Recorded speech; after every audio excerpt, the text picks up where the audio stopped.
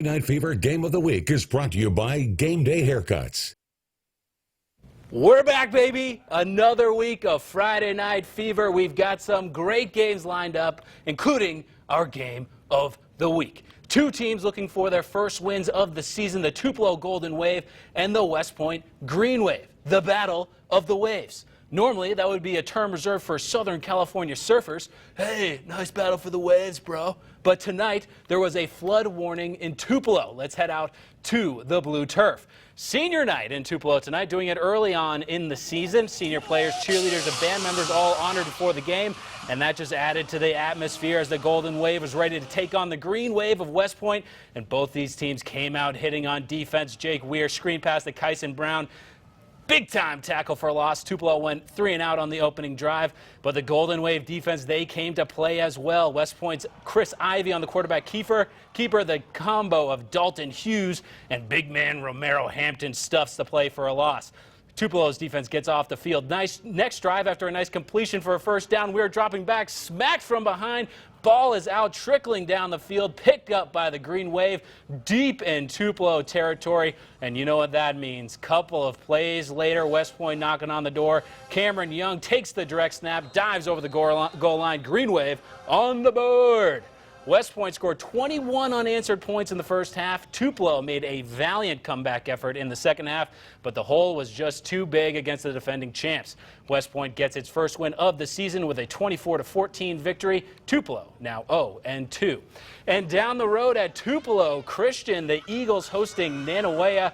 And this was a shootout, folks. Eagles trailing 14-7. Kai Holiday rolling out to his left. Crossbody throw to a wide open Noah Foster. Let me tell you, that ain't easy. And Holiday made it look like child's play. Foster goes all the way for the touchdown. Point afterwards good, 14-all.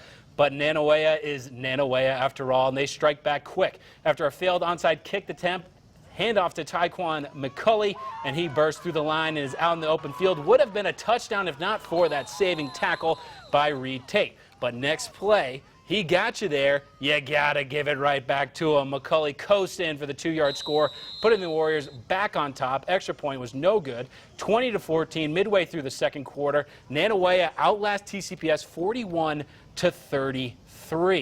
Let's hit to Saltillo, the battle of the Tigers. Ripley and Saltillo. What's that, Ed Ogeron? Go Tigers.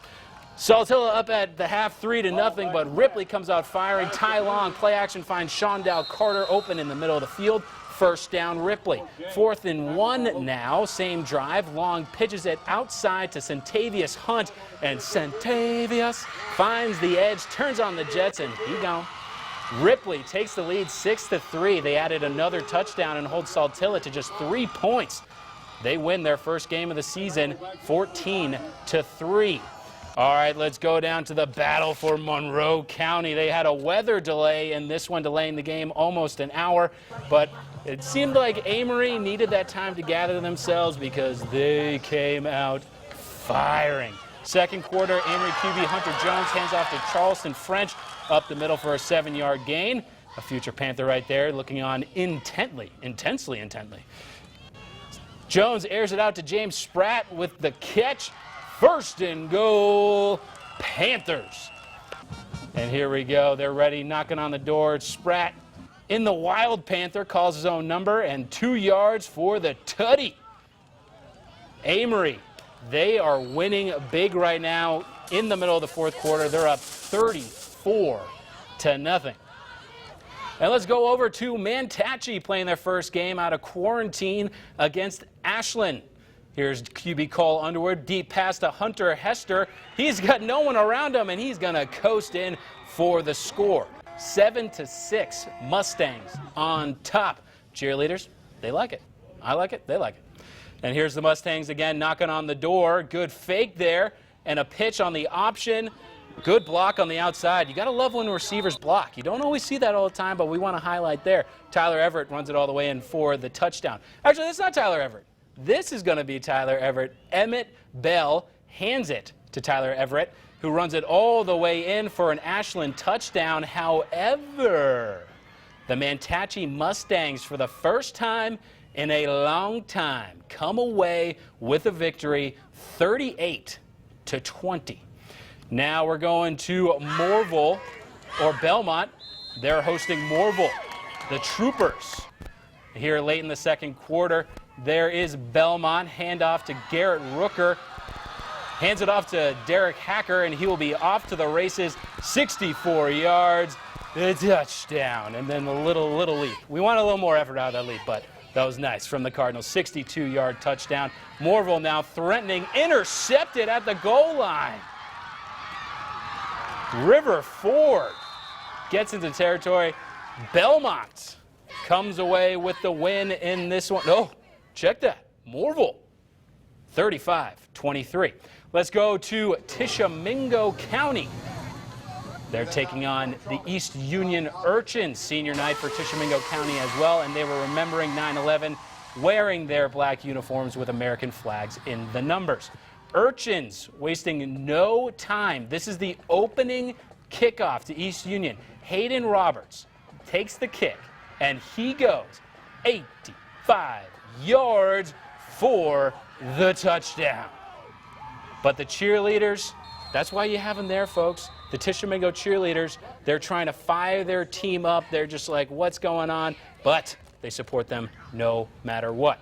Tishomingo County, next possession, intercepted, and that's going the other way. He's got a lot of green grass in front of him. Touchdown. Gage Fellows with a nice defensive play for the 30-yard touchdown. East Union, do they win the game? Let's see. Yes, they do. Ended up a little bit closer, 42-32. Whew. And for the second week in a row here, this is the second week, the losing team of the game of the week, their cheerleaders, won cheer team of the week. Well, maybe a little trend here, maybe, I don't know. But make some noise for the Tupelo cheer squad. Congrats on winning the Instagram contest. Take it away, Golden Wave.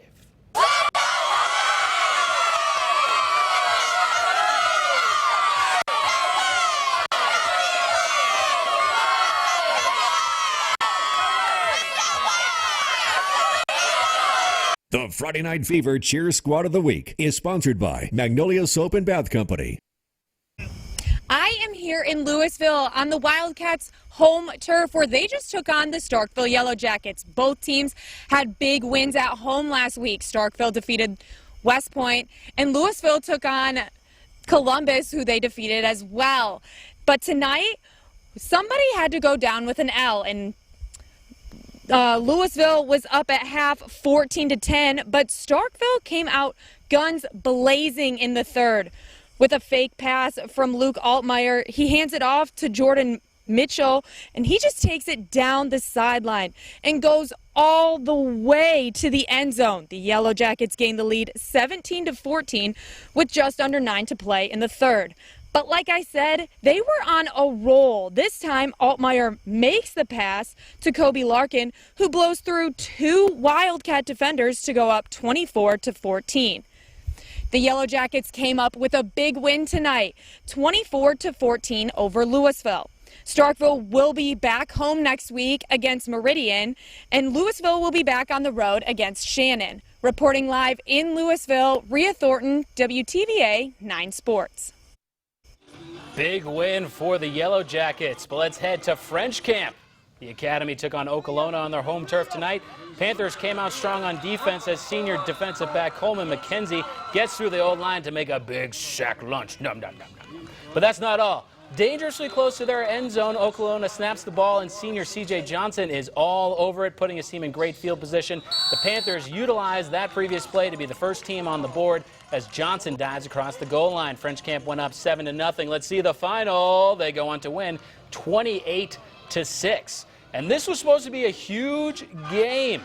Choctaw County against East Webster, and Choctaw County, they charged. They're the Chargers for a reason. The first half, they were up 21-0 late in the second. The Wolverines trying to find a little bit momentum. QB sneak from senior Stephen Betts. Not long after, Betts looks down the field, finds a Charger on the other end of that one. DeJuan Woods takes it 55 yards. Pick 6. Reservations for 6.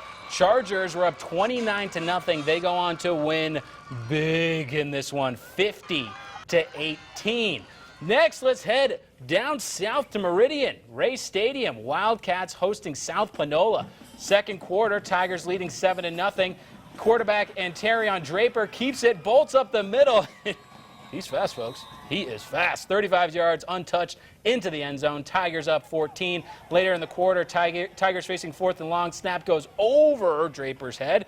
He would scramble to recover, but would be brought down inside the 10-yard line. 1st and goal, 2 plays later. Daniel Hill bulldozes into the end zone. Failed 2-point attempt, left the Cats down by 8 just before the half. Tigers in the red zone. Demarion Petit pushes down to the goal line, finishes the job. Tigers go on to have a 21-6 lead. They win big, 42-14. And that's it, guys. That's it, guys. That's it. Another edition of Friday Night Fever in the books. Thank you so much for joining us. We'll see you next week, same time, same place. Enjoy the weekend.